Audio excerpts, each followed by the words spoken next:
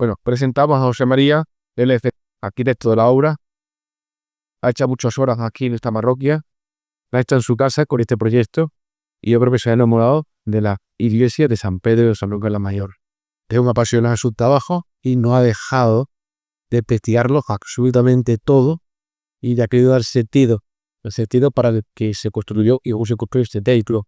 Por eso, ahí arriba hemos visto que no estaba San Pedro el Apóstol, por ejemplo, sino estaba está Cristo San Pedro, y luego todo lo ido descubriendo, ha querido encajarlo, ha querido dibujar la historia, y bueno, el tipo que detrás ha sido capaz de sacar a la luz muchas cosas esta iglesia de San Pedro que desde el 22 de febrero que está otra vez abierta. Así que muchísimas gracias por dedicar este ratito pues para explicarnos todo ello.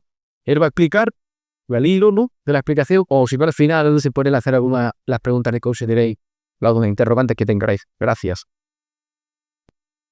Pues muchas gracias, don Ignacio. Muchas gracias.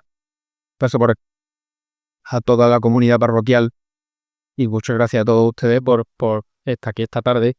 Espero no aburrirles mucho. Espero que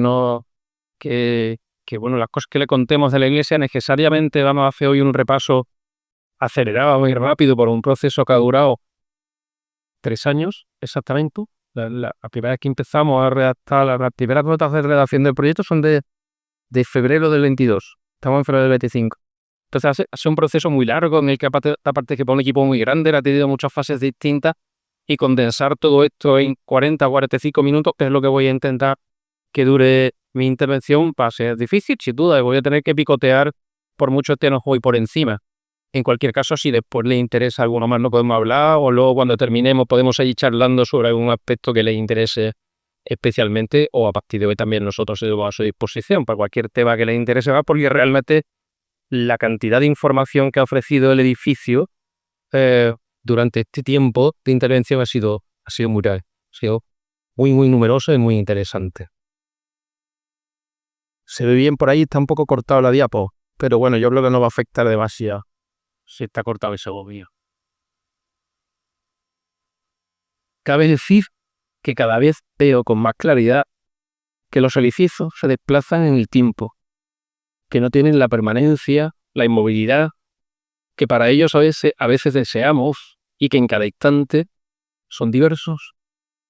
Sobre los edificios gravita el tiempo, se mueven con él de manera inevitable. Esta cita de Rafael Moneo, un texto suyo que nos gusta mucho, que se llama La vida de los edificios, creo que ilustra bien un caso como el de la iglesia de San Pedro. Los edificios tan ricos, tan complejos en su historia, en su contenido patrimonial, devocional, en su historia constructiva, en su historia espiritual incluso, navegan en el tiempo, ¿no?, como dice don Rafael, y se resisten a una mirada reduccionista o a una mirada simplista.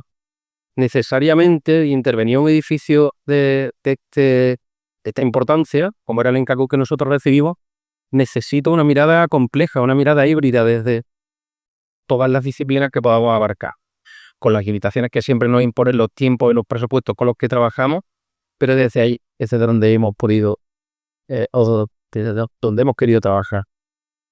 Es necesario entender, es un edificio que ha navegado en el tiempo, como dice don Rafael, ha gravitado en el tiempo, en un tiempo que empieza en el medievo, en la época del Mudéjar, con la llegada de los cristianos aquí, pero que después, pues las capas que el edificio nos ha ido enseñando y las cosas que hemos visto del edificio y los tiempos que se van acumulando en el edificio van moviéndose por el Renacimiento, van moviéndose por el Barroco, van moviéndose incluso por el Neoclásico hasta llegar al XIX y el XX, ¿no? De todos esos periodos, de toda esa época, de muchos de esos artes y estilos y formas y tiempos que hemos encontrado señales del edificio, ¿no? Y lo que teníamos era que estar atentos al edificio y saber interpretarlo.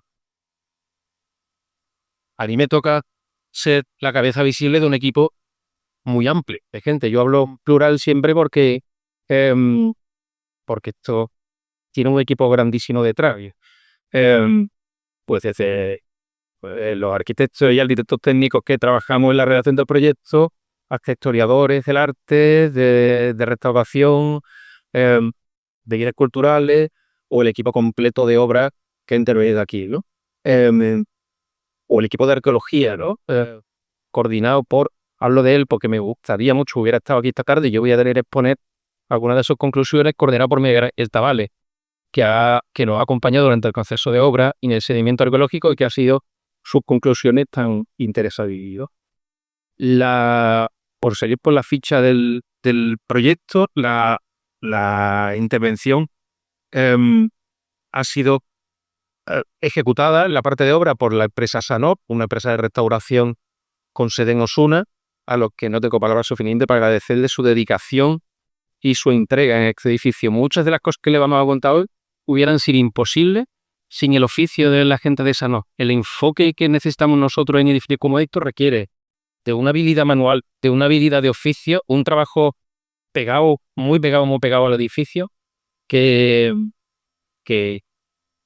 no tienen muchas empresas hoy en día, ¿no? Y Sanor ha servido en ese sentido a las intenciones de la edificación en todo momento, ha ayudado en todo momento. El presupuesto de la intervención completa, todavía por cerrar, porque estamos terminando de restaurar los bienes muebles, faltando retablos todavía por llegar y algunos detalles más. Ahora mismo está preveyendo incluso eso que queda, creemos que se va a quedar en 1.140.000 euros financiado que entre o aportado ese dinero sufragado entre la Consejería de Cultura de la Junta de Andalucía y la Archidiócesis de Sevilla. Por dar un recorrido muy breve con algunas pinceladas breves que lo pueden situar en la importancia del edificio y la mirada desde la que nosotros llegamos al edificio, ¿no? El edificio se sitúa, como saben ustedes, en una zona que hoy es borde del pueblo, hoy mira hacia esa caída, hacia el condado de Niebla, hacia el territorio ya que nos va aproximando hacia el final de las Caraces y el comienzo de todas las tierras de Doñana, ¿no? Y de la provincia de Huelva.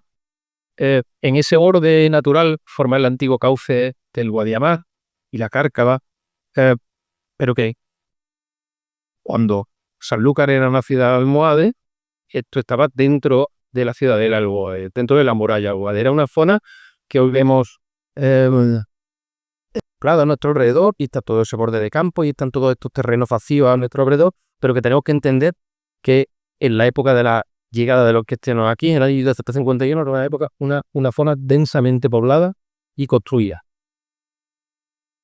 Desde ahí, desde esa posición en el territorio, en el interior de esa ciudad de la almohade, la posición de la iglesia, por lo tanto, ofrecía un dominio visual y territorial sobre el condado de Niebla, sobre posibles invasores que llegaran o volvieran otra vez hacia atrás después de la llegada de los cristianos, muy importante, ¿no? Una posición geográfica y estratégica importantísima. Ahí tenemos una vista aérea de la iglesia en esa posición, ¿no? de borde del pueblo. Tipológicamente, la iglesia sigue los esquemas del mudéjar sevillano, de la iglesia mudéjar sevillana, de 3 naves, con pilastras de ladrillo, altas y muy esbeltas, aquí, con arcos apuntados, ahí los tenemos, separan la nave central de las dos naves laterales, y con una cubierta de armadura de madera, en este caso. Ahí tenemos desde fuera a visión desde la torre, en una de nuestras primeras visitas. Una cubierta de armadura de madera que probablemente no, seguro, no es original, la que luego hablaremos, ¿no? También en la tipología, los de historiografía clásica, esa Fecal Wender sevillano, que básicamente hay 2 o 3 volúmenes, pero sobre todo el volumen de Diego Mulo Indi, que situaba la iglesia de San Pedro formando una triada con la iglesia de San Eustaquio y la iglesia de Santa María como cabecera casi de un estilo, una formalización de un estilo muy híbrido, una especie de personalización del mudéjar sevillano en la comarca de Jarafe, donde la particularidad respecto del mudéjar de la ciudad de Sevilla podría ser una mayor hibridación. O sea, había más mezcla entre el alarife árabe que todavía quedaba aquí y el albañil o cantero o maestro cristiano que venía con las tropas cristianas. Y eso se traduce aquí, por ejemplo, en unos detalles concretos de albañilería que hemos podido ver, sobre todo en las dos portadas, la norte, la del patio, y la oeste, la que da al atardecer, ¿no? Que después hablaremos brevemente de cada una de ellas. En esa eh, tipología tan clásica que presenta esta división entre naves, estas alturas de los pilares, estas arcos ojivales separando las naves, que pueden tener asociados otros ejemplos de mudéjar que conozcan en las dos iglesias de aquí, desde luego, Santa María y San Eustaquio, pero también en algunas mudéjares del centro de Sevilla, todas las que están alineadas en la calle San Luis, ¿no? Santa Marina, San Marcos, Santa Catalina incluso, San Andrés, ¿no? Aquí hay una particularidad que eleva, mejor dicho, del verbo elevar, que esta iglesia como a otra categoría, ¿no? Y la sitúa en un interés espacial y arquitectónico, sobre todo en el ámbito espacial, ¿no? Lo que tiene que ver con la configuración del espacio, de la elevación del presbiterio. La generación debajo del presbiterio del pasaje que ustedes conocen, ¿no? Y la subida de la cabecera de la iglesia, del ábside, donde se produce el rito, donde se produce la Eucaristía, que traen los cristianos, ¿no? La subida de 4 metros 20, 4 metros 30 y tantos centímetros, me parece, de la cifra respecto de la nave.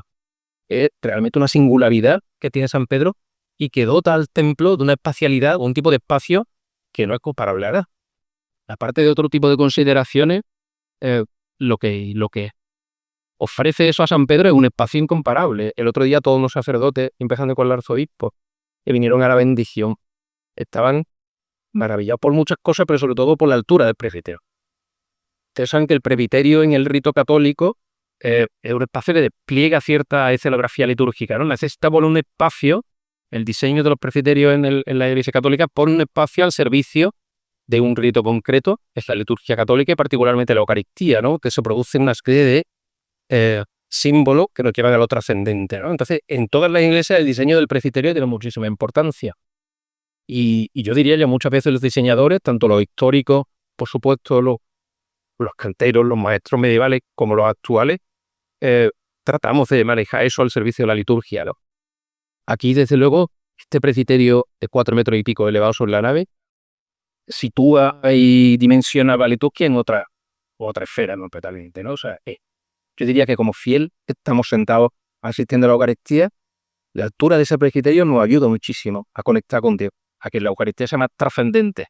Y al que oficia la ceremonia le ocurre lo mismo, ¿no? Como nos contaban el otro día los sacerdotes. Nosotros lo hemos imaginado muchas veces en estos años de obra, subido ahí en el presbiterio.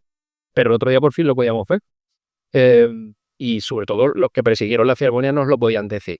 Parte del riesgo evidente que a su luz ellos decían que estaban corriendo, que decían que oficiar en San Pedro debería de un plus de peligrosidad, les maravillaba eso, maravillados por la vista desde arriba, ¿no? La conexión que tienen ahí el fiel con el celebrante. Y esto es una singularidad de San Pedro que nosotros no hemos conseguido ver en otros. Hay presbiterios elevados, sin duda que ustedes conocen presbiterio elevado, el mismo de la Catedral de Sevilla, por ejemplo, el retablo mayor, pero nada se compara espacialmente a eso.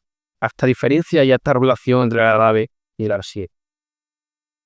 Ahí tenemos el estado en el que estaba la iglesia cuando nosotros llegamos, uno de los primeros días, donde se ve muy bien este esquema que les contaba, ¿no? De las 3 naves mudéjares por la techumbre de armadura ventera y los arcos ojivales. Esta es la techumbre que sabemos que no es original, que casi seguro proviene de después del terremoto de Griffoir. El terremoto de Griffoir en 1755, que afecta a muchísimos edificios de la diócesis, particularmente a la iglesia, por su tamaño y dimensión. Casi todas las iglesias sufrieron obras de distinto alcance y de distinto tipo después del terremoto. Sabemos que esa techumbre es un añadido posterior. De hecho, esto lo estudian sobre todo Pedro Rodríguez y María Luisa Marí, que hace un proyecto de restauración de las cubiertas en el año 70 y mucho, 80 y coco, y son los que estudian más este presbiterio y son los que consiguen situarlo como en esa época. Una de las pruebas evidentes de que fue un añadido posterior a la iglesia no tiene que ver ni siquiera su altura con la original. Lo podrán ver de ustedes. No sé si ven, aquí tengo el puntito a ver si ya está arriba, cómo corta el presbiterio y el añadido del ludillo es esa pieza que une los pares. Esto es un par y esto es otro par. El ludillo como corta el dibujo del Pantocrator, ¿no? Del que hablaremos luego, porque fue un añadido muy posterior a esa pintura y por lo que sea se planteó a esa estructura en aquel momento.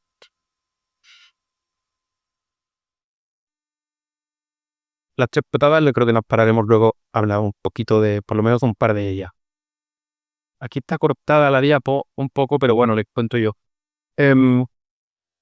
Para abordar esta investigación, para abordar este proyecto, nosotros necesitamos hacer una investigación subsidiaria del Roger Ball. O sea, nos piden, nuestra investigación no tiene más objetivo que intentar saber lo más posible del edificio, conocer mucho del edificio, particularmente de su biografía constructiva, de cómo ha ido creciendo, modificándose, adosándose una pieza, subiendo una altura a la cubierta, cómo ha ido portando sus muros, ¿no? Eso nos interesa mucho a la hora de poder intervenir de la manera más informada posible. Entonces, llevamos adelante la investigación con la ayuda de historiadores, y archivos de Sevilla, y en archivos de Madrid, y en el archivo parroquial de San Pedro de San Lucas, que hoy está en Santa María. Y ahí hemos conseguido, no hemos encontrado habitualmente, ahora sí, pero antes no se documentaban mucho las intervenciones que se hacían. Si se hacía algún tipo de preforma, si se retacaba un muro, si se hacía una puerta nueva, habitualmente, no es como hoy en día que los técnicos redactamos memoria pues, de cómo se ha hecho esto. Entonces hay que ir buceando en libros de cuentas, en libros de actas de algún tipo de reuniones, libros de visitas, y ahí fue, me parece que realizamos como 30 libros de legazpos del archivo de Santa María y fuimos encontrando algunas cosas interesantes. Por ejemplo, sabemos la intervención más antigua, datada, es de 1667, en el que se advierten elementos de mal estado y se repara la techumbre de la capilla de San Andrés, que hoy es la capilla sacramental. En 1776 o 1077, 20 años después del terremoto del I4, que es en el 55, hay constancia de la forma integral de la iglesia. Probablemente de ahí venga la cubierta esta, la armadura de madera esta. Hay también una visita de comprobación de Antonio de Figueroa, saben ustedes, miembro de una saga de arquitectos y maestros que fueron intervenidos en muchas iglesias de la archidiócesis. Y Antonio de Figueroa fue maestro mayor de fábricas, que era obispado, donde en aquellos años dice haber reconocido su fábrica, que se encuentra en buen estado, que tiene, describe la iglesia, ¿no? Tiene tejados, paredes, solería, la capilla de San Andrés, la del baptisterio, tiene una sacristía y la reparación y la construcción de la torre se halla bien ejecutada y rematada, ¿no? Quizá el dato más interesante que encontramos en aquel poseo donde había documentos históricos fue el testimonio escrito de la construcción del Bonomi que está detrás de esta pared, lo que es la sacristía, hoy en día, y el cuarto alto. Cuartito alto que hay ahí, que pueden ustedes apreciar, esa ventana que comunica con el cuarto alto. Esa ventana, antiguamente, probablemente hasta el año 1878, 1884, perdón, esa ventana era una ventana exterior que daba luz natural, simétrica a la que tienen ustedes en la cabecera de la nave de la pizza. En ese año tenemos escrito en el archivo parroquial que se invierten unas cantidades para montar ahí, en lo que hoy existe un cuarto taller. Un cuarto taller que era un cuarto de almacén de cosas necesarias para el culto, pero no una sacristía. Cosas necesarias para el servicio en la iglesia, pero no una sacristía, ¿no? En ese sentido, muy interesante. Hay muchas señales dentro de ese cuarto taller o sacristía en el cuarto de arriba sobre cómo ese volumen antes no existía, fue adosado en esta época, ¿no? Muchas señales en el interior. Una de ellas, quizá la más llamativa, es esto que tienen aquí, que está, si ustedes entran en la sacristía hoy, se lo encuentran nada más llegar a la derecha, que es el arco donde terminaba antiguamente el pasaje exterior. El pasaje por el que hoy se puede cruzar al patio terminaba ahí, en ese corte, antes de que se añadiera este volumen, alrededor del año 1884. Es la primera descripción que existe. No sabemos si se hizo en esa época o un poquito antes, pero es la primera vez que existe. Y ahí tenemos todavía el resto de cómo era el pasaje hasta aquel momento. En el siglo XX nos interesaban especialmente las intervenciones que había habido antes, muy recientes, ¿no? De época muy reciente. En el siglo XX hay un proyecto de modificación de cubierta en el 73 que redacta Alfonso Jiménez. Un proyecto del 90 de Pedro Rodríguez y María Luisa Martín, que básicamente interviene en las cubiertas que le decía. Hay una intervención arqueológica de Antonio Pérez Paz en el año 96, que excava el suelo de la iglesia y particularmente la zona de los pilares centrales. Entre el año 98 y 99 hay una intervención de la escuela taller, municipal que actúa, entre otros, en algunos elementos del patio. La torre también, creo recordar. Hay un proyecto de restauración también del año 2012, Ramón Queiro, que es quizá el que está más documentado de todos los que vimos nosotros, porque a medida que nos vamos aproximando a la fecha de hoy, los documentos de los proyectos son más extensos, la ley TSIC, que ya una serie de contenidos, que ya el proyecto de Ramón Queiro daba mucho contenido ahí. Y después hay un proyecto en el año 2011 y 2012, de restauración, consolidación y conservación, que no llegó, estaba redactado por Fernando Alca, pero no llega a actuarse en ningún momento. Por lo cual, la última obra de verdad de calado que se hicieron, por lo menos documentada por nosotros, es en el año 2002. ¿Cuál era los daños que tenía la iglesia, ¿no? Cuando nosotros nos encargan, venía el edificio, empezar a estudiarlo y redactar el proyecto? Lo primero que vimos es que no había daños graves que tuvieran que ver con la escabilidad. Parece ni en el proyecto de Ramón Queiro del año 2012 interviene, aunque no está perfectamente recogido, tenemos nuestras dudas. Y Ramón Queiro ya desgraciadamente falleció, no puedo preguntarle, pero parece que sí interviene sobre la consolidación de esos dos pilares, los dos que están en mi set. Probablemente se consolidan en su estructura y quizá en su cimentación, pero no es algo de la que cuando nosotros llegamos aquí no había problemas de estabilidad. La iglesia estaba en buen estado de estabilidad, no estaba ningún signo contrario. Tampoco había en principio daños graves que tuvieran que ver con la estanqueidad o la salubridad, ¿no? Pues grandes entradas de agua, por ejemplo, ¿no? O secaciones insalubres. Sí había puntualmente en esta zona de la cubierta de la nave de la epístola, la cabecera, digamos, y los puros sí había una entrada de agua muy evidente, pero parecía una cosa muy puntual, ¿no? Como de la 12 o 13 primera fío de madera. La mayor parte de los daños que veíamos se concentraban, por lo tanto, tanto en el exterior como en el interior, en la envolvente, en los revestimientos. Los revestimientos de todo tipo. O sea, los porteros, los ladrillos fixos, las solerías, los azulejos, los alicatados, todo eso estaba en muy mal estado de conservación y bueno, había sufrido mucho. Había sufrido básicamente por una conservación que no se parece a la que hacemos hoy en día, es muy sistemática, muy metódica, año tras año. Digamos que ha cambiado mucho el enfoque de la conservación de este tipo de edificios tan complejos, patrimonialmente, que bueno, estaba en un estado de conservación general que no tenía urgencias materiales.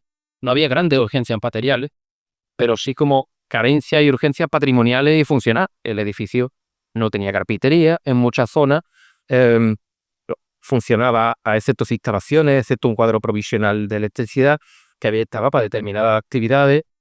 Y bueno, había, como ahora contaremos, como una especie de pérdida patrimonial. Había valores patrimoniales del edificio únicos, singularísimos, como les decía antes, únicos que solo de este edificio, que estaban en riesgo grave de perderse.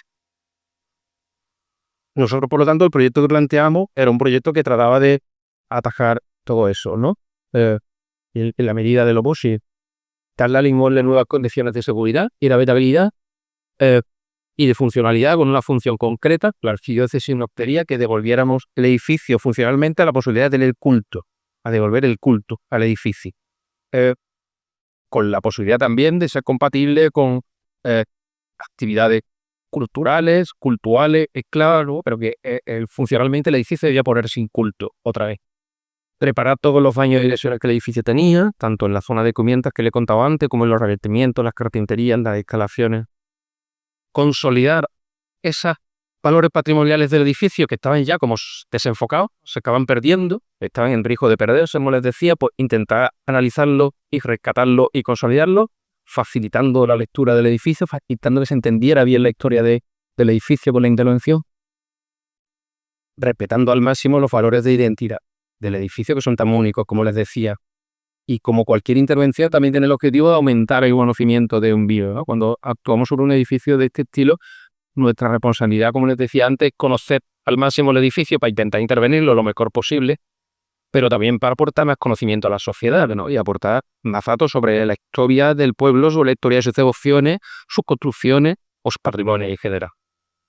La intervención comenzó en julio del 23 y ha terminado de muy poquito días, la semana pasada. Hemos terminado literalmente a salvar por la campana antes de que llegara la bendición. Hemos estado hasta el final de trabajar. Bueno, podemos quedar charlando el tiempo que necesiten para alguna cosa que quiera que profundice más. La intervención de las cubiertas solo afectaba a estas zonas. Sí, todos ustedes, los que les tienen un poco acostumbrado al plano de San Pedro, la nave central, la nave de la epístola, la nave del evangelio y la cabecera, ¿no? Que tiene una azotea plana.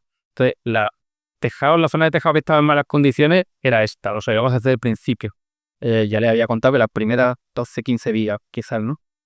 Fuimos levantando tejados, fuimos encontrando, las cabezas estaban podridas, ese fue el estado que nos las encontramos, y intervenimos con una solución de sustituir las cabezas, en algunos casos, por madera encolada, o sea, aportamos madera nueva, y en otros casos por estas prótesis, unos cajones de acero con varillas o fibra de vidrio que reforzaban la estructura dañada de la madera, y lo rellenado con una solución de resina epoxi, y la viga ya apoyaba y entregaba bien la cabecera del modo.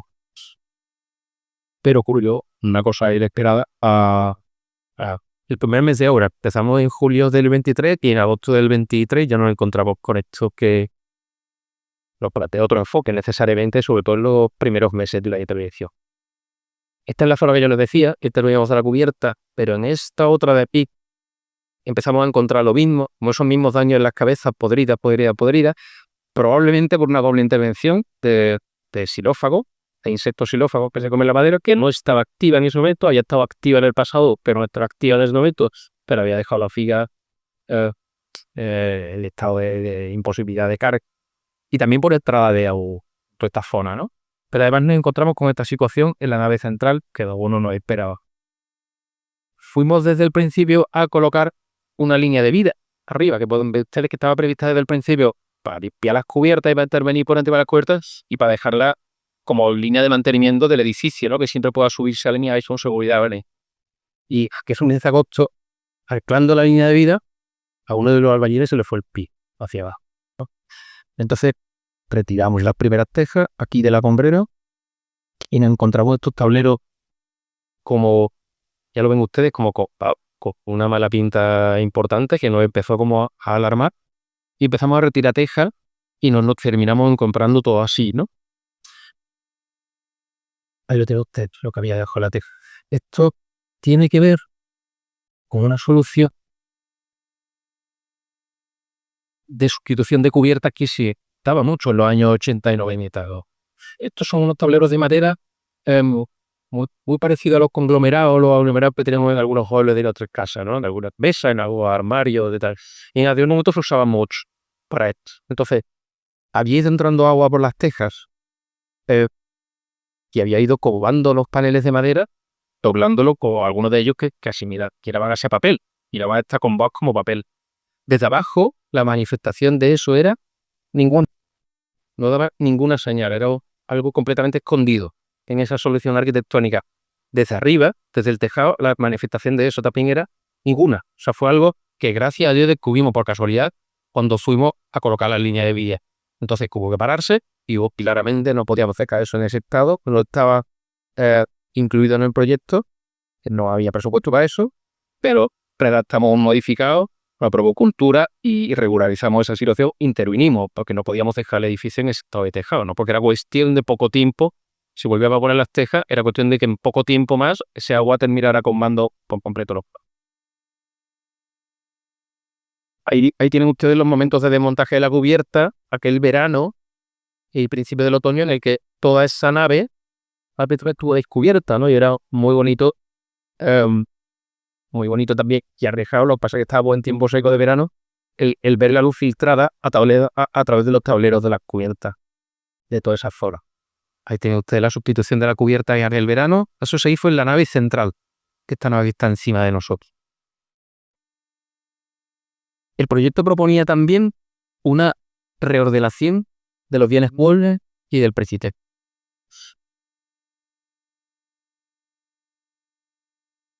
Como saben ustedes, teníamos situado delante de esa ventana que da al oeste lo que parecía un órgano, ¿no? Con una plataforma muy estrechita entre los dos pilares de acceso al órgano y una escalera de caracol. Y aquí delante teníamos el retablo barroco del Santo Cristo. El retablo había sido trasladado varias veces y esa fue su última ubicación, pero sabemos que estuvo en varias ubicaciones distintas de la iglesia.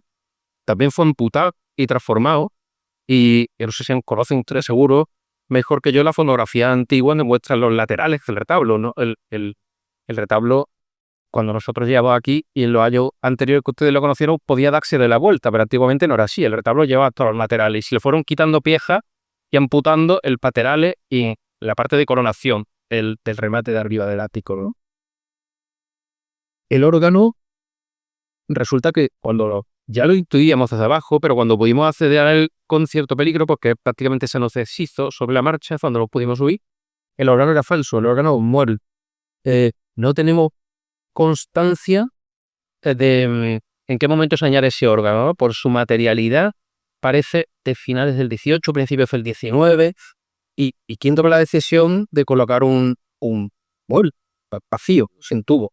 Estaba destrozado el pobre, pero ya les digo, se le ejercicio y la plataforma igual, pero era muy curioso ver con la simulación de los tubos hacia adelante. Los tubos eran como medio cilindros de madera cortados y pintados de verde, ¿no? Y para que desde abajo el aspecto podía esperar en muchos momentos como de un órgano, pero era absolutamente operativo. No sonaba, no había instrumento, no había maquinaria, no había aire, no había nada, no había tubos, no, siquiera. Nosotros nos planteábamos que esos dos elementos interrumpía una secuencia que es muy clásica que en la iglesia de Jerez, no en muchas otras iglesias, pero particularmente en la iglesia Juli Jerez, que son ese arte que ustedes saben que es híbrido. Yo hablaba antes de la hibridación que se genera cuando llegan las tropas cristianas y se quieren a mezclar con los musulmanes que todavía siguen viviendo aquí, ¿no? Y con sus formas de hacer, con sus formas de construir, con sus formas de labrar en la veriguez, sobre todo. Las iglesias modernas que tienen una secuencia estudiadísima, ¿no? De orientación necesaria, eje clásico de todas las iglesias y particularmente de las mudéjares, de el este-oeste. Hagan ustedes memoria del Claro de Seguilla, la calle San Luis, que recorre como un eje norte-sur y como todas las iglesias lo van poniendo este-oeste, ¿no? Entrada o puerta principal, que luego ha sido modificada en muchos templos, por el oeste. Eje libre, las tres graves en esa dirección este-oeste, y terminando el eje en el ábside. El ábside que además es invariablemente el lugar donde más se cristianiza la arquitectura. Los cristianos llegan como el nuevo arte de Europa, que viene desde Europa y empieza a entrar tímidamente, que es el arte gótico, un arte que es cristiano de puro nacimiento, de pura creación en Francia, y que es una manera de simbolizar la llegada de una nueva religión o una antigua religión que vuelve, y de una nueva cultura que vuelve, y un nuevo arte con unas nuevas formas que llega, ¿no? Entonces, ese tema de la cristianización de las mezquitas y su conversión en iglesia, que mira, que el Tabales, de que después contaré alguna cosa, estudió muchísimo, ¿no? Y muchos otros autores, particularmente tienen mucho reflejo en el arte gótico, y esa cristianización se significaba de manera especial en el ábside. En el ábside es donde se produce el rito principal, es la Eucaristía, donde se produce además habitualmente al amanecer. Tenemos que pensar que no había luz eléctrica, obviamente, en la época de la llegada de los cristianos. Entonces tenemos que imaginar cómo era una Eucaristía matinal, con la luz entrando siempre desde el este, ¿no? A través de esa arquitectura, a través de esa ventana apuntada que significaba la área del nuevo arte, de la nueva religión, ¿no? Y lo importante que eso tiene en muchas iglesias mentalmente ustedes pueden repasar. En San Pedro eso está, por las razones que hemos hablado antes, elevado a otra dimensión. O sea, ese juego de luces con la Eucaristía matinal, con la orientación este-oeste, que vemos en cualquier otra iglesia, aquí se potencia y de repente se eleva a la quinta potencia, o la elevación del presbiterio. Bueno, el centro del presbiterio sitúa ella en otra división, de repente lo potencia muchísimo, ¿no? Y ese juego además de luces que se produce en toda la iglesia cristiana con la orientación de este-oeste, y particularmente con la llegada del gótico y esa especie de desmaterialización de los muros se van convirtiendo en ventanas, en vidrieras, todo eso que se habla del gótico, aquí también puede ser que adquiera otra dimensión, como ha estudiado Benito Fernández en Fontanilla, que adquiera todavía más sofisticación, ¿no? Entonces veíamos que todos esos valores tan presentes en otra iglesia y aquí tan súper presentes, en grado superlativo, estaban deformados, estaban rotos por los obstáculos que planteaban los restos del retablo barroco del Santo Cristo y los restos del órgano falso en aquella ventana, ¿no? Por la que no entraba la luz desde hacía muchísimo tiempo, con lo cual toda esa entrada de luz y toda esa direccionalidad se veía rota. Y nosotros propusimos algo que por otra parte ya proponía Ramón Queiro con su proyecto del 2002, que era el bajar los restos del retablo de Santo Cristo y devolver el ábside a la pureza que tenía en su concepción original.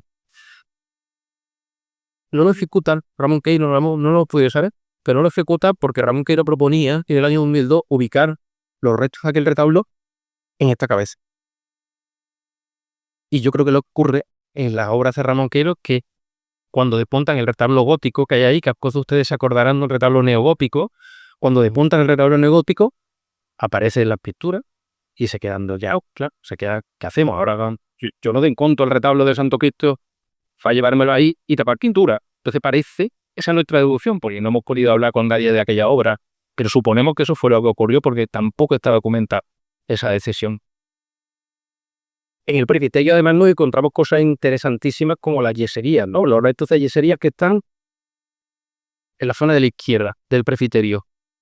Una yesería que sigue algunos modelos del Alcázar, se lo han estudiado en el equipo de Miguel Arquistavales, del arqueólogo Miguel Arquistavales, y que estaba en un estado cuando yo les invito a que algún día, o si pueden, que seguro que don Ignacio realiza alguna visita en la que se pueda percibir todo eso de cerca, ¿no? Y le invito a acercarse a la yesería. La yesería es una filigrana, pues este tipo de ataúdiques de yeso, conocemos todos por el arte cerámico, donde pues la Alhambra, ¿no? El sillo de mar, ¿no? Que aquí estaba muy de mí, intervenirla ha supuesto muchísimas horas de bisturí de Concha, una de las restauradoras de esa, ¿no? Que ha tenido que ir muy lenta porque se le desmontaba. Las yeserías, otras yeserías de estilo están muy duras. Te permiten meterle el bisturí y meterle cuchillo y meterle herramientas variadas sin llevártela por delante. Esta estaba, como decimos vulgarmente, de mira, ve, no me toque. Y Concha ha tenido ahí una paciencia que se ha centrado en eso, apenas 1,5 metros cuadrados, que no sé cuántos geses. Juega su vida un andamio con bisturí. En el presbiterio encontramos también en la zona derecha restos de que pudo haber alicatado en algún momento del pasado. No sabemos en qué momento, pero pudo haber alicatado en algún momento del pasado. Y luego encontramos cosas muy curiosas que son muy visibles hoy en día, que es sobre todo, hay muchas, luego hablaré de algunas, sobre todo la superposición de columnas. Ven ustedes que el presbiterio se divide como en dos zonas, justo donde está situado el Santo Cristo hay una bóveda hacia atrás, sexpartita, y adelante una sexpartita y hacia atrás una de abanico, ¿no? Que tienen características muy distintas, constructivas, formales, son muy diferentes, materiales. Esa división entre las dos zonas se produce como un arco, justo donde está el pecho, que tiene columnas a los alrededores. Y esas columnas no son tales columnas, son acumulación de 2 o 3 piezas distintas de ajustes de columna. No es una columna del suelo hasta el comienzo del arco. Parece, por lo tanto, que son piezas de acarreo, piedras de diferente origen, de diferente diámetro, que no están ni aglobadas. Una está más caída que otra. Eso explicaré luego lo que pensamos con el equipo de Prope que pudo suceder así, ¿no? Pero es muy llamativo. Verlo de cerca es muy llamativo porque parece que le exista espuma por esa zona, ¿no? Pero es muy bonito también la acumulación de materiales distintos uno sobre otro. En el presbiterio, al eliminar los restos del retablo, tenía sentido, por tanto, eliminar también los tabicados que cerraban dos de las ventanas. La ventana que está justo detrás del Cristo hoy en día y una de las ventanas que está a la derecha, que estaba cegada y tabicada por la que no entraba la luz. Lo mismo que ocurría con aquella de atrás, que hace tener el órgano por delante, también estaba tabicada. Entonces también propusimos, en este esquema que les estoy contando de recuperación, el volver a recuperar la luz por esa ventana. Ahí tienen ustedes una foto del 5 de mayo, me parece que es esto. De una mañana de mayo, particularmente en el entorno de la primavera pasada, las entradas de luces al amanecer, solo visitamos, ahora casi sé que son las 8:15 de la mañana, eran fotogénicas que no podíamos parar de hacer fotografías todo el tiempo. Además teníamos una ventaja, que es que estábamos produciendo mucho polvo. Entonces con el polvo en suspensión, la foto parecía que la luz adquiría materialidad, la luz cogía cuerpo, la luz era, casi se podía tocar, ¿no? Nos podíamos por aquí a tocar los rayos porque los rayos eran densos porque teníamos un montón de polvo ahí dentro de la iglesia. Y esas son las luces entrando por primera vez por esta ventana, ¿no? En el mes de mayo del año pasado. O esta, que es de la tarde de la inauguración. Esta es del otro día, cuando estábamos aquí preparando antes de entrar a las puertas, la tarde del sábado, ven ustedes la proyección en el suelo y enlacrados del presbiterio de aquella ventana, que tampoco habíamos ofrecido nunca esa luz sobre la ALS Aguiostaro. Bueno, pues no, en la última década que estaba pegado, anteriormente sí. El desmontaje del retablo, igual que el retablo de la cabecera de la epístola, se produjo a través de un proyecto de bienes inmuebles aprobado por la Consejería y por la Comisión de Patrimonio, por la Consejería Cultural de la Comisión de Patrimonio, de manera serial. Las piezas están numeradas, clasificadas, y ahora mismo esos dos, saben ustedes que se ha restaurado lo de los retablos, que es el de la Capilla General, y esos no se están restaurando en este momento, están comenzando la restauración para situarse los dos bancos que habéis ustedes preparados, una vez en la epístola, a ver el Evangelio, perdón, y una vez de la epístola, ¿no? Eso será hasta fuera donde se corando dos retablos. Cuando esté restaurado, que será en algún momento, calculamos este primer semestre de la. No debemos tardar mucho porque se ha empezado ya la intervención sobre ella. Me voy a parar menos porque le puede resultar como más tedioso la intervención en los paramentos que en las paredes, pero a los psicólogos nos resultó interesantísima porque aquí había morteros muy primitivos, colores en algún momento hemos encontrado, sobre todo en las portadas, muy primitivos, ¿no? Es muy interesante ver cómo se han ido superponiendo las capas de los colores y de los porteros. Y de hecho hemos decidido, era tan interesante, que hemos adoptado este color que ven ustedes en la iglesia, que es el color natural del mortero de cal, tirando al amarillo que los flancos, está tomado de la muestra de mortero más antigua que hemos encontrado. O sea, nos hemos ido al color del mortero más antiguo que hemos encontrado. Mortero es fundamentalmente, hemos encontrado por aquella zona de allá arriba, de hecho ven ustedes las manchas, ¿no? En esa zona de encima de la capilla bautismal, mucha gente nos decía que va a entrar ahí humedad, que me ha secado bien el mortero, pero no, hemos querido distinguir los morteros primitivos que nos hemos encontrado de los morteros que hemos añadido nosotros, ¿no? Y hemos tomado los colores de ahí. También hay morteros muy primitivos en el ábside, la zona de la izquierda. Si miran ustedes al pecho, la zona de la izquierda del ábside también hay bastante mortero primitivo que también hemos dejado, ¿no? Y que forman como unas manchas distintas. Y hemos tomado su muestra de color y los morteros nuevos se han reproducido con ese color. Eso también hemos hecho en el exterior. El exterior estaba muy alterado, muy modificado. Aquí sí no hemos notado mucho un mortero primitivo en el interior, en el exterior menos. Y hemos ido recuperando esos colores de mortero y esas texturas que nos íbamos encontrando, ¿no? Analizando siempre qué capa era la más antigua, qué capa era la más nueva y tomando decisiones. Esta visión del ábside que ven ustedes detrás, ya aquí muy cerca del final de la obra, esta foto debe ser del mes de noviembre, del mes de diciembre. Es una pena porque no es visible para todos nosotros. Esta visión es desde la finca colindante desde atrás. Pero eso ha quedado de esa manera, ha quedado restaurado de esa manera.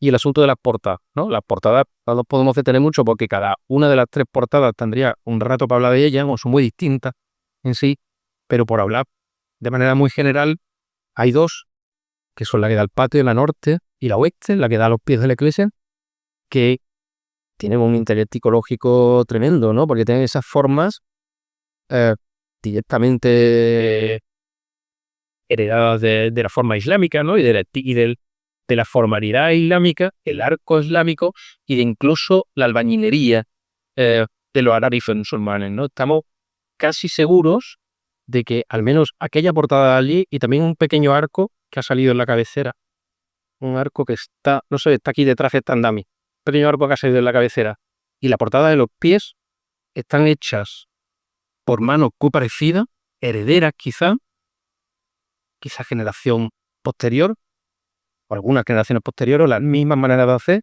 de los alarifes que intervinieron en la Giralda. Esto ha sido una deducción que tenemos que argumentar bien, de momento una intuición, no una deducción, y que el que nos puso sobre ella fue Eduardo Martínez Moya, el arquitecto que ha intervenido en la Giralda. Saben ustedes que ha ganado el premio Hispania Nostra hace un poco por la restauración de las 4 fachadas de la Giralda, y que cuando le mandamos fotos de lo que estaba saliendo allí fuera, la formalización de los arcos, una especie de canales que tiene hecho con cincel, lo verán ustedes, con unos lazos que tienen hechos los arcos por en medio para afuera. Dijo esto, lo han hecho las mismas manos y se vino aquí a verlo y efectivamente formalmente son muy muy parecidas a las de algunas ventanas de la Giralda que no podríamos ver desde aquí abajo. Entonces son tan parecidas que necesita pensar que vienen de una misma herencia material. Probablemente no las mismas manos, por edad, no es posible, pero sí de alguna generación posterior que había aprendido de esas generaciones que habían labrado aquellos juegos. Había un asunto importante aquí también, que era el de los revestimientos cerámicos, ¿no? En la iglesia, cuando llegamos nosotros, faltan muchísimos revestimientos cerámicos, muchos alicatados, muchos.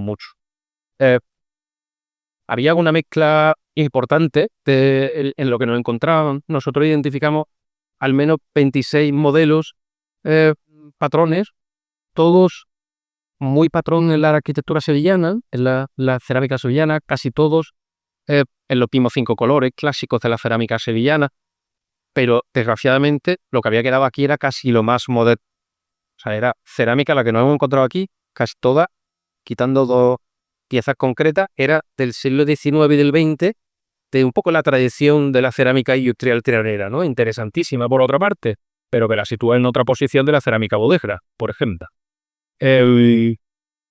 Creemos que por las marcas que hemos encontrado detrás de algunos azulejos, tienen que ver con, al menos gran parte de ellos, con la década de los años 20 del siglo XX, ¿no? 1925, 1927, por las marcas de la denominación de la empresa en aquel momento, ¿no? Fernández Mensaque. Los azulejos de Mensaque, que todos conocen, pasaron por varias denominaciones: Viuda de Mensaque, Fernández Mensaque, Mensaque Hijo. Entonces, en función de la marca que tiene detrás, a uno le permite aproximarse a la época en la que se hicieron, lo que se cocieron esos azulejos. Y calculamos que gran parte de los azulejos de esta iglesia provienen de aquella época, todos los que tienen que ver con esa industria telarera. Esta visión era la visión del presbiterio, ¿no? De la escalinata del presbiterio. También en uno de los momentos de investigación de la arquitectura, cuando estábamos redactando el proyecto, no habíamos empezado ahora todavía. Nosotros medimos una superficie, me parece que de las gradas del presbiterio lo que quedaba era aproximadamente el 21%. O sea, el 79%, si me fallan las cuentas, había desaparecido de la iglesia. Y las piezas que quedaban desgraciadamente eran las que estaban en peor estado, tan peor estado que nadie se las quería llevar, o las que tenían menos valor porque eran más recientes, ¿no? Nosotros aquí nos pusimos a estudiar como locos buscando soluciones posibles, ¿no? En el proyecto planteábamos un diseño nuevo, de que compartí con algunos de ustedes cuando hicimos la presentación del proyecto en la Casa de la Cultura del Ayuntamiento. Y era un diseño nuevo en base a un patrón de uno de los modelos que fabricábamos luego. Pero el edificio, como siempre nos gusta contar en este tipo de edificios, por muy extensa que haya sido la fase de investigación y de la del proyecto, por muchos archivos que hayamos mirado, lo que te cuenta el edificio cuando estás metido ya en él es completamente distinto, ¿sabes? O cuando empiezas a desmontar el edificio y a meterte en él, la relación que tienes es muy física durante casi 2 años. Como estás pegado a estas paredes, ¿no? Entonces, eso te da visiones que antes no tenías, ¿no? Y te mete coordenadas de investigación que antes no tenías. Aquí tenemos esta fotografía de Hammond Thalström, que está aquí con nosotros hoy, interesantísima, porque creo, si no me equivoco con la fecha, debe ser año 2014 o 2011, me parece que, por esa década que él nos facilitó, y que fue junto con esta otra fotografía del grupo de fotografías históricas de Sanlúcar de Facebook, que no conseguimos señalar al top, pero sí sabemos que proviene de ese grupo, 2 fuentes muy importantes de investigación cuando ya estábamos metidos aquí, ¿no? Empezábamos a estudiar cómo fueron patrones, estas 13 tabicas y las 2 tabicas que hay en el fondo, los 2 escalones curvos, y estas eran las mejores fotos que teníamos de las escaleras completas, ¿no? Invitamos también a acompañarnos en aquel momento a Alfonso Vélez-Fuelo, que no sé si alguno de ustedes lo conoce, pero es probablemente el mayor experto de España y parte del mundo en cerámica, ¿no? En azulejería cerámica.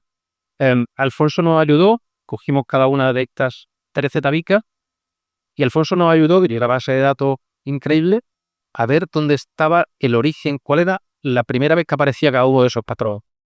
Tomo como un ejemplo, ¿no?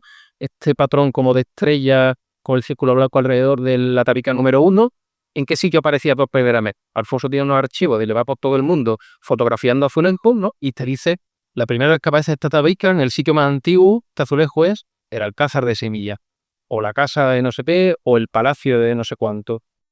Entonces, hemos identificado los 13 lugares originarios de los 13 patronos. ¿Por qué lo identificamos? Porque en un momento dado nos planteamos el reproducir, el irnos a la fuente original y reproducir. Esta idea era muy buena cuando estábamos hablando de las casas, o estábamos hablando de la casa de Viato, o algo así, pero empieza a complicarse un poco cuando algunos de los patrones están en Extremadura, o en Toledo, o en alguna ciudad francesa, ¿no? Que fue lo que nos tío. Entonces, realmente era algo desproporcionado con esa dinámica, ¿no? Y nos quedamos un poco con la impresión. Dijimos, pues vamos a ver. Tenemos azulejos dispersos por muchas zonas de la iglesia. Tenemos el presbiterio vacío de azulejos. Teníamos muchos azulejos acopiados en la capilla sacramental. Tratemos de reproducir, no algo idéntico, exactamente idéntico a la capilla, pero sí que evoque la misma sensación.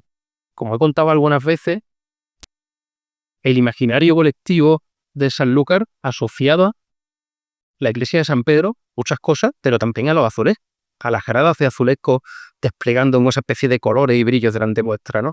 Algunos de ustedes me contaban durante la investigación que tenían fotos o memoria de los velos de las novias, las colas de las novias cayendo por la escalinata, ¿no?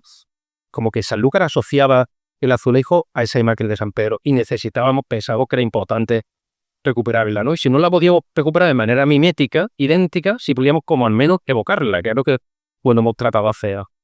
Trabajando con los azulejos que ya teníamos, recompusimos un patrón de 13 azulejos lo más parecido posible a el patrón original, que combinara los colores, las formas, los tamaños. Vamos viendo ya aquí porque esto fue un trabajo larguísimo, ¿no? Estudiamos muchas posibilidades, hasta que llegamos a esta, donde usábamos las piezas existentes en la iglesia, algunas de ellas puestas ahí, pero otras colocadas en otras zonas de la iglesia, o desperdigadas o rotas. Las restaurábamos y las usamos, y completábamos lo que nos faltaba en los escalones con piezas nuevas, del mismo patrón. Entonces les cuento un truco. Las piezas más antiguas, las que estaban en la iglesia y han vuelto a la escalinata, están situadas todas en el centro. Y en los laterales hemos añadido las piezas nuevas como el mismo patrón que hemos buscado en anticuario, en derribo o de algún caso de alguna casa industrial que todavía sigue fabricando algunos de los modelos. Para distinguir dónde están los añadidos, sabemos ustedes que en una restauración no se puede. Las normas internacionales de restauración te obligan a que se entienda lo nuevo del antiguo, ¿no? A que no falseta historia, a que no trabaje con la mímesis en absoluta, ¿no? Entonces hay una cuestión de que los azulejos nuevos brillan más, tienen otro color, algunos de ustedes lo pueden ver. Pero en todas estas tabicas hemos dejado una línea de aproximadamente 1,5 centímetros de cerámica vacía, que si ustedes se acercan a las tabicas de los escalones les permite distinguir dónde está lo antiguo y dónde empiezan las piezas nuevas, ¿no? Evocando de esta manera un poco la sensación que había. Ahí tenemos a uno de los operarios de Sanor que también se pegaron muchísimos meses, muchos meses en los azulejos presentados. Lo pegamos muchos meses y bajando azulejos hasta que dimos con la forma y el color que mejor que evocaba aquella sensación antigua, ¿no? Este fue el diseño que finalmente optamos, contando las piezas, viendo cómo las podemos encajar mejor, casi como un puzzle, y cómo las completamos con la cueva, que corresponde idénticamente al que se ha ejecutado al final. Esta foto es de hace muy pocas semanas.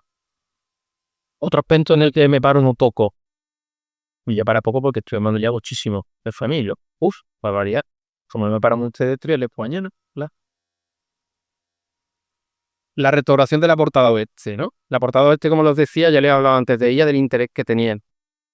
La portada oeste había sido modificada y su dintel se le habían cortado muchos de los lóbulos que formaban esta lacería islámica de característica, que yo les digo además en estas recorridas, si se fijan hoy van a saber por fuera, una especie de lazo, una hendidura hecha en los ladrillos, como un lazo, con una especie de lazo vegetal muy primario, muy primitivo, muy simple, que es el que relacionamos por los mismos que están en la Giraldalo. Entonces, esto ha sido necesario reconstruirlo tal cual. Y si vamos ustedes fuera, distinguen el tratamiento, lo que hemos añadido hoy en día, de lo que es antiguo, porque lo antiguo, lo nuevo lo hemos dejado un mortero de cal muy limpio, y lo antiguo tiene sus colores todavía, las capas que ha tenido, los flancos, los rojos por encima, que no los hemos tocado, para que se pueda distinguir bien lo que hemos hecho nosotros de lo que estaba ya antes. La portada gótica le ocurre una cosa parecida. La portada gótica, esto es muy común también en muchos templos mudéjares, ¿no? El llegar con esa portada que tiene que ver con ese nuevo lenguaje del cristianismo que aterriza de nuevo así, ¿no? Que es el gótico, el arco apuntado, y se superpone al edificio. Se pega como una especie de plano añadido, ¿no? Eso luego encuentran ustedes en muchísimas iglesias mudéjares. Y aquí también ocurrían. Entonces, en la portada gótica hemos encontrado los rojos, pues ya muchísimas capas de blancos y de rojos. Los rojos eran los que estaban más primitivos, estaban en el fondo. Lo que estaba pegado al ladrillo, la primera capa, esa era roja. Y estaba superpuesto por encima algunas sobre rojas y finalmente muchas capas de canela.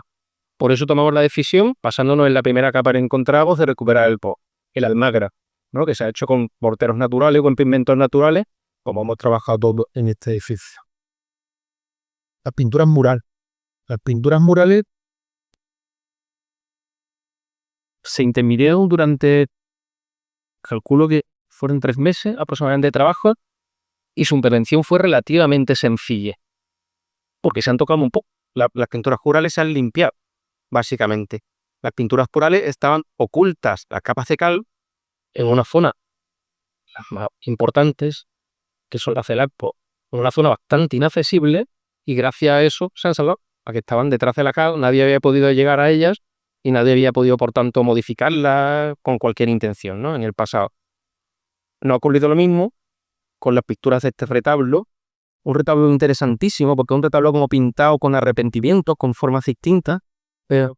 Hay como 2 o 3 retablos o 2 o 3 intenciones de retablo dibujadas una sobre otra, ¿no? Arquitecturas simuladas distintas, y que pensamos iconográficamente, aunque todavía tenemos que avanzar en ese estudio mucho, que representa en 5 escenas la vida de Santa Catalina de Sió.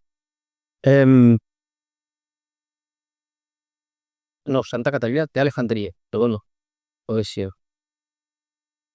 Pero sin duda, estas pinturas aquí habían sido muy alteradas. Las de aquí, sobre todo, había ocurrido una cosa que nos ha llamado la atención, que no tenían los rostros. Los rostros, las caras de los personajes habían sido eliminadas, ¿no? Pero las de arriba, como les decía, estaban enteras detrás de la cal. Y lo que ha habido es que limpiarlas prácticamente. En algún caso ha habido que recomponer alguna de las figuras, pero limpiarlas. Remaso muy por encima sobre ellas. Es una pena que no esté allí Miguel Ángel Tavares, porque también él estudió mucho esto, aunque nos queda todavía bastante información que obtener. Nosotros vemos en este arco por lo menos 3 momentos pictóricos distintos. Hay una pintura muy primitiva que está como en las paredes de este óculo. La siguiente capa es la capa que tiene todos los dibujos. Es una capa que presenta un Cristo Pantocraco arriba, que en medio una escena de la Anunciación. Aquí ven al ángel, aquí ven a la Virgen con un suplitorio recibiendo el anuncio del ángel, y el tetramorfo, ¿no? Los 4 símbolos de los 4 evangelios. El león de San Marcos, el águila de San Juan, situado en esa especie de cuadrado, ¿no? Y luego tenemos aquí a San Pedro y aquí a San Pablo, ¿no? Estilísticamente nos parecen pinturas que pueden tener que ver con el siglo XV, con una especie de gótico adelantado ya, quizá segunda mitad o finales del siglo XV, pero eso es algo que todavía estamos investigando por comparaciones tipológicas, ¿no?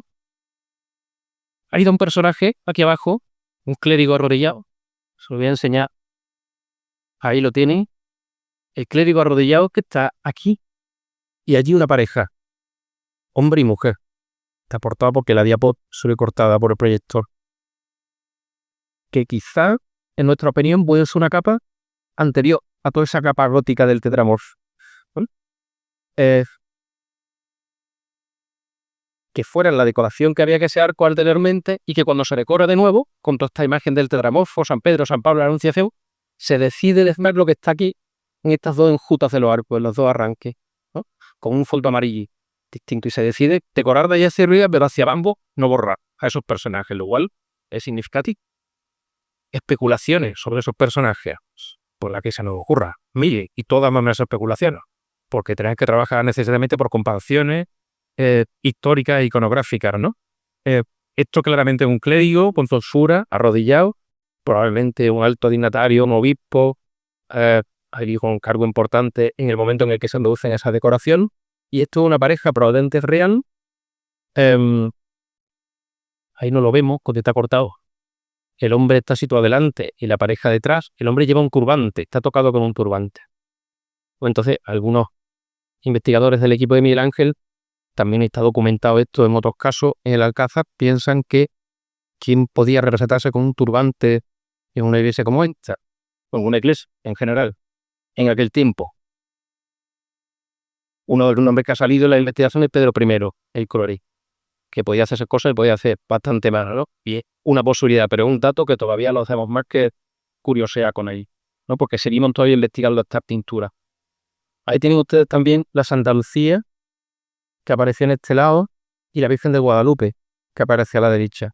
La hipótesis que tenemos es que toda la iglesia estaba rodeada por esas especies de estampas rectangulares, de santos, de diversas devociones, ¿no? Allí nos ha quedado este que tiene arrancada la cara también. Parece que va con mitra y con un hábito con una que es suya. Parece que lleva báculo, podría ser como una figura, un obispo, ¿no? Allí detrás ha quedado otro personaje con un perro al pie, interesantísimo, ¿no? Y allí en el fondo, unos pies y una columna, quizás es su Cristo de la flagelación, quizás una imagen de la flagelación de Cristo, no lo sabemos, ¿no? Pero sí parece que la iglesia estaba rodeada de esas especies de estampas, ¿no? Que unas de ellas se han protegido detrás de la cara. Esta es la parte que me queda ahora por contar, es la parte que más tiene que ver con el trabajo de Miguel Ángel Tabales, con la arqueología. Esta intervención llevaba aparejada un seguimiento arqueológico, no una excavación arqueológica, que es una intervención autónoma, ¿no? Que tiene que ser financiada y con otro alcance y con otro vergadura, ¿no? Sino, por norma en DIC, como un edificio como este, los arquitectos y los constructores tenemos que tener siempre a arqueólogos trabajando con nosotros, para que haga un control de los 40 primeros centímetros del suelo que trabajamos y de todos en los que trabajamos, ¿no? Con un alcance muy limitado, vean ustedes, y con un presupuesto que, a pesar de que a ustedes les parezca alto la cifra que yo he dicho antes, es escaso para un edificio como este. O sea, entonces, Miguel Ángel y su equipo han sacado petróleo de lo poco que podían hacer con tan escaso margen de maniobra, ¿no? O sea, es una excavación realmente. Miguel Ángel consiguió documentar la existencia aquí de una mezquita anterior a través de la emergencia de un pilar cruciforme completo, que les voy a enseñar ahora en la foto. Esta es esta columna, y aquí en el suelo, ahí lo ves dibujado, fotografías del presbiterio, está el cimiento de un pilar cruciforme que nosotros hemos dejado marcado, era un pilar cruciforme íntegro, prácticamente íntegro, que nosotros hemos dejado marcado con esa línea sobre el coferdero. Entonces, localizó el equipo de Miguel Ángel algunos otros restos de pilares cruciformes, este de aquí, este otro por aquí, menos íntegro, mitad del pilar, un cuarto del pilar, y trabajando con el intercolumnio, con la distancia de separación entre una columna y otra, Miguel Ángel recompone esta hipótesis, Miguel Ángel y su equipo, de la mezquita primitiva que existía aquí cuando llegaron los cristianos, ¿no? Esa es, por altura y comparación y por la altura del intercolumnio, su hipótesis sobre la mezquita que podía estar aquí, la ven dibujada dentro de la sección de la iglesia actual, y él la relaciona, aquí la tenemos, con las mezquitas de Mértola y las mezquitas de Niebla, que son dos mezquitas que él ha investigado mucho también y conoce, y en la que ve muchos rasgos materiales idénticos. Sería una mezquita de planta cuadrada, orientada en aquella dirección, con el mihrab, muro de la Qibla. Saben ustedes que es el muro hacia el que se orientan los musulmanes cuando rezan, y que está protagonizado por el mihrab, que es el nicho que está en el centro, ¿no? De eso nos han aparecido los restos de los cimientos, más o menos donde está la cubata, esa de entrada, aproximadamente ahí yo. Y ven ustedes que ven en un gris, digamos, el edificio de la iglesia, patio había atrás, y en amarillo la hipótesis del equipo de arqueología sobre cómo era la mezquita con el mihrab, ¿no? Aquí fuera había algo, como mirando desde fuera, que podía tener que ver con la misma estructura que ven ustedes en la calle Alemanes, en los restos del patio de los Ranascos por fuera. Esa especie de estructura muraria de pilares que servía para poner titas habitualmente en las tendillas de la puerta de las mezquitas, ¿no? Y que aquí hemos encontrado algo que podría ser así. El trabajo de Miguel Ángel es muy amplio, y su hipótesis, no voy a poder detenernos mucho en ella, ¿no? Pero data diferentes épocas de origen en los materiales de la iglesia, en los materiales horarios, o de hipótesis al menos, y llega a la conclusión de que el edificio es monofásico. O sea, se hace casi por completo, excepto para las intervenciones que tenemos reconocidas después, pero lo que es el volumen principal de la nave, el edificio es conofásico, se hace en una sola fase del tirón, como diría vos, casi una sola intervención, que no se sabe cuánto dura, pero que un solo acto de construcción, ¿no? Y que básicamente se sitúa encima de los muros de la anterior mezquita. No amplía superficie hacia afuera, probablemente porque esto era una zona densamente poblada y edificada del momento, como muestran algunos restos arqueológicos, y eleva el presbiterio por la necesidad de mantener un paso hacia el interior de la ciudadela paralelo al resto de la muralla existía detrás, ¿no? Esa es la hipótesis de elevación del presbiterio. Probablemente se produce una cristianización de la mezquita durante un primer tiempo, pero ese tiempo de llegada de la cristianización a la mezquita, que en otras iglesias tarda bastante tiempo, ¿sabes? Se emplea bastante tiempo y bastante energía constructiva y material en ella. Aquí Miguel Ángel no lo ha detectado.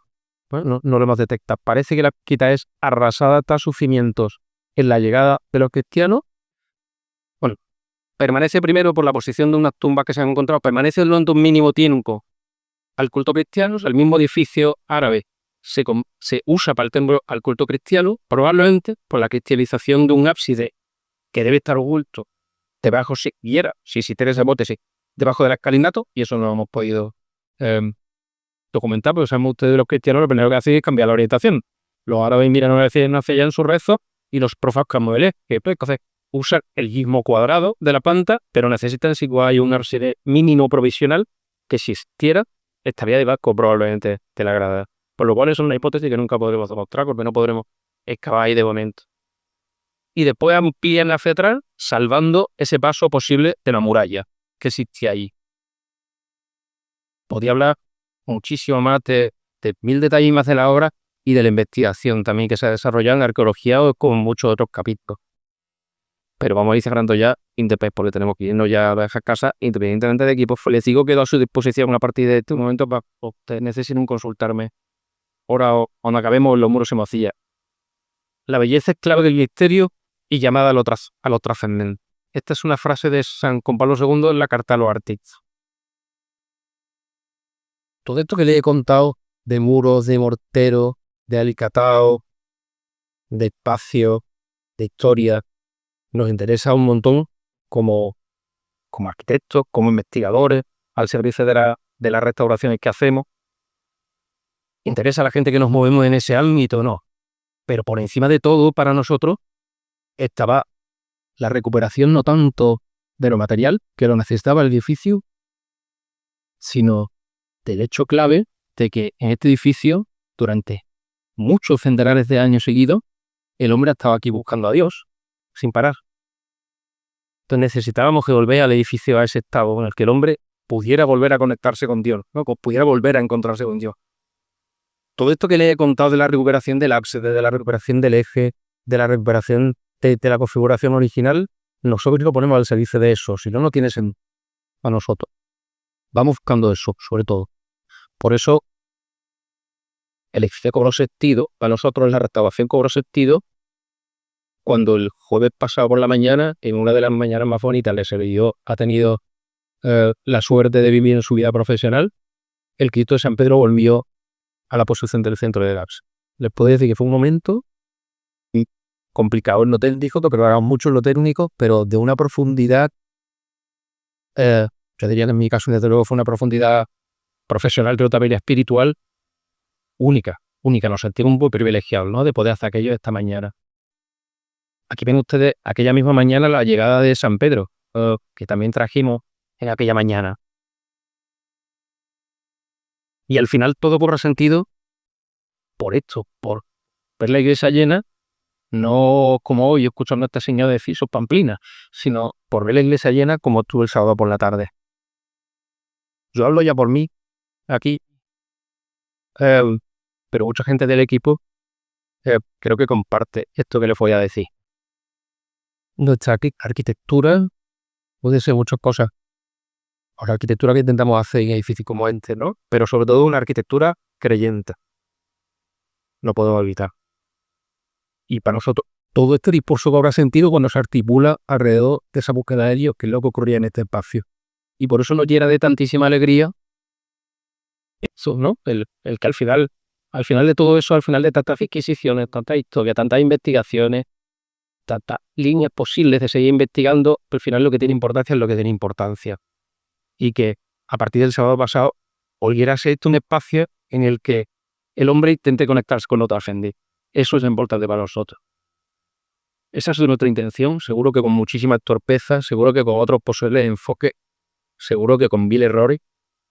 Y ojalá que haya sido que sea, si Dios lo quieras, a mayor gloria de Dios, como intentamos hacer las cosas.